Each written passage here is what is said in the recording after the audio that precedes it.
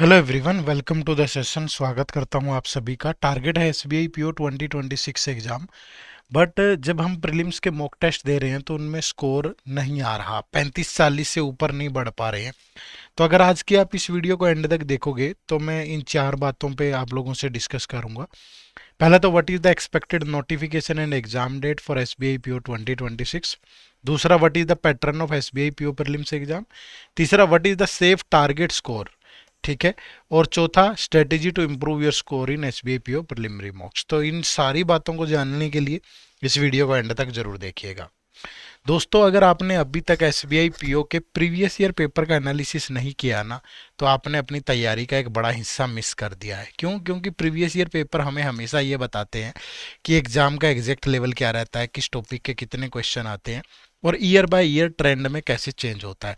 तो previous year paper का analysis जरूर करिएगा और अपनी प्रिपरेशन जर्नी को स्मूथ तरीके से, इफेक्टिव तरीके से आगे बढ़ाइएगा। ये पेपर सारे फ्री ऑफ कॉस्ट आपको मिल जाएंगे, इसी वीडियो के डिस्क्रिप्शन में लिंक है, जा करके डाउनलोड कर लीजिए। पहला सवाल, what is the expected notification and exam date. देखो, जो एसबीआई पीओ का एग्जाम है वो मोस्ट प्रोबेबली संभावना है कि अगस्त में होगा। ठीक है, अगस्त में होगा। कुछ लोग तो ये भी कह रहे हैं कि 2 अगस्त को हो सकता है।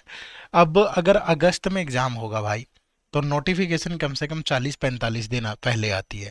तो आप ये एक्सपेक्ट कर सकते हो कि जो आपकी नोटिफिकेशन है वो जून 15 के अराउंड आपको देखने को मिल सकती है।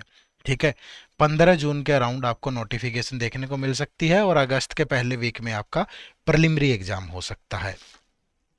दूसरा, what is the pattern of SBI PO prelims exam. अब जो लेटेस्ट पैटर्न है हम उसकी बात कर रहे हैं, यानी 2025 में क्वांट के 30 और रीजनिंग के 30 क्वेश्चन थे और इंग्लिश लैंग्वेज के 40 क्वेश्चन थे। मतलब जो मार्क्स थे वो 30-30 और 40, 20-20 मिनट का सेक्शनल टाइमिंग, तो टोटल 100 क्वेश्चन 100 मार्क्स, 1 आवर का टाइम। कोई सेक्शनल कट ऑफ नहीं और नेगेटिव मार्किंग 1/4 थी। ये आपका लेटेस्ट वाला पैटर्न है, बट ये थोड़ा बहुत चेंज होता रहता है, लेकिन पिछले 2 सालों से तो अभी यही चल रहा है।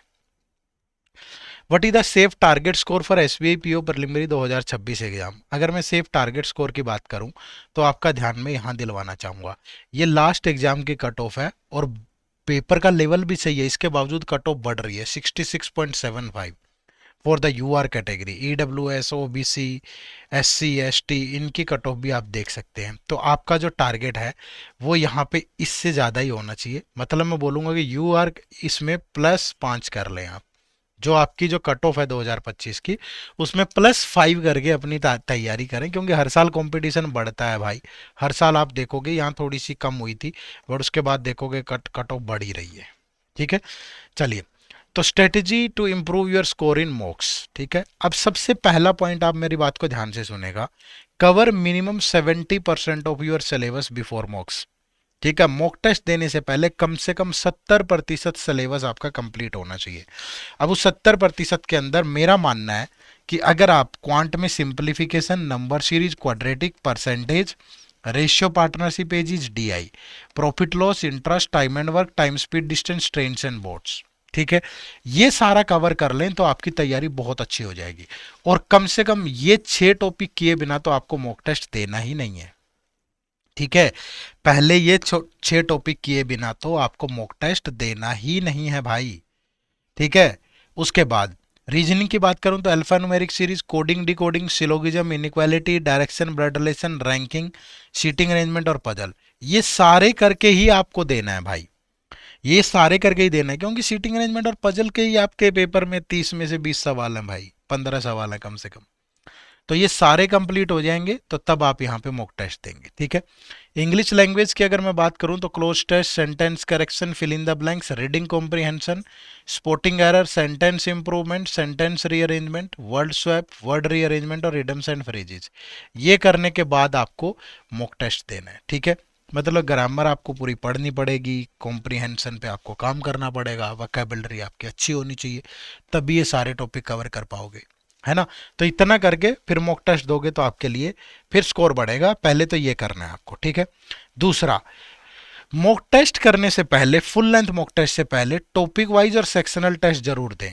ठीक है, आप जो भी टॉपिक पढ़े ना, देख लें उस टॉपिक पे जितने भी कंसेप्ट है वो करें, उस टॉपिक से जितनी भी आप ट्रिक व्रिक जान सकते हैं वो जानें, फिर उस पर एटलीस्ट 50 क्वेश्चन सॉल्व करें।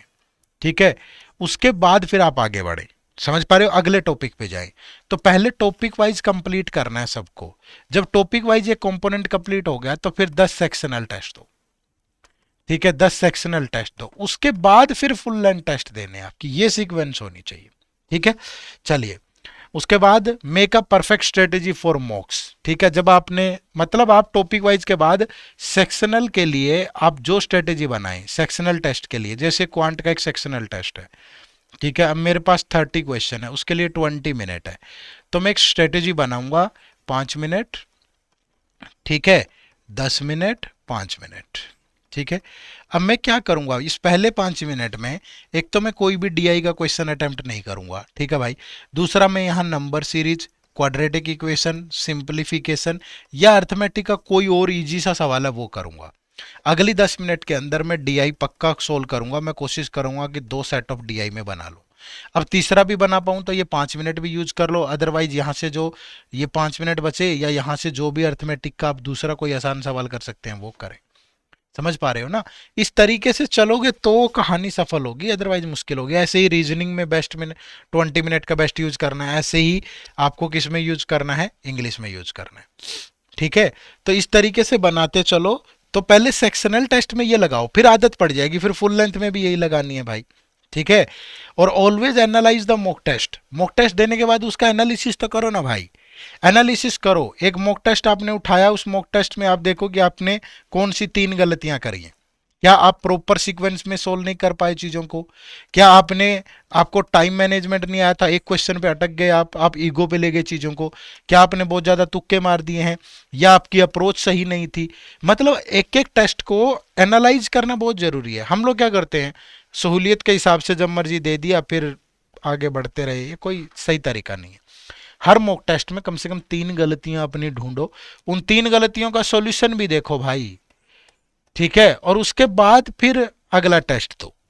मतलब ये 3 गलतियां अगले टेस्ट में रिपीट नहीं होनी चाहिए। आप 5 टेस्ट ऐसे दे दो, आपका स्कोर आसमान पे टंग जाना है। लेकिन जो मैंने पहले बताया कि ये करना है, ये करना है, ये करना है, फिर ये करना है।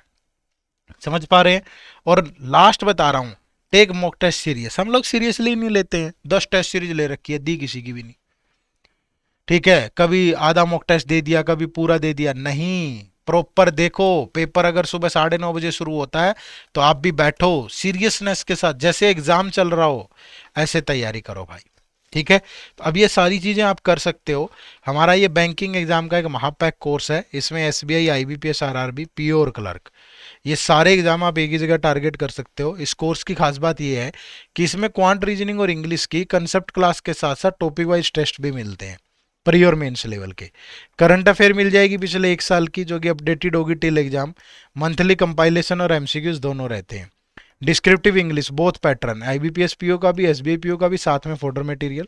कंप्यूटर की classes, notes, topic wise test, mini mock test PO level के, क्लर्क लेवल के, फुल लेंथ टेस्ट प्रीलिम्स और मेंस लेवल के, प्रीवियस ईयर पेपर प्रीलिम्स और मेंस लेवल के, इंटरव्यू गाइडेंस, मेंटर सपोर्ट, सब कुछ है इसके अंदर। ऐसी कोई चीज़ नहीं है जो बैंकिंग एग्जाम को टारगेट करते हुए चाहिए और वो इस पैक में ना हो। आपको क्या करना है, इसी वीडियो के डिस्क्रिप्शन में जाना है या गूगल पे चले जाइए, जाकर के टाइप करें editap.in। ये हमारी वेबसाइट ओपन होगी, यहाँ कोर्सेज में जाओगे, ये बैंकिंग कोर्स है। ठीक है, यहाँ बैंकिंग कोर्सेज में आपको ये 2 कोर्स मिलेंगे।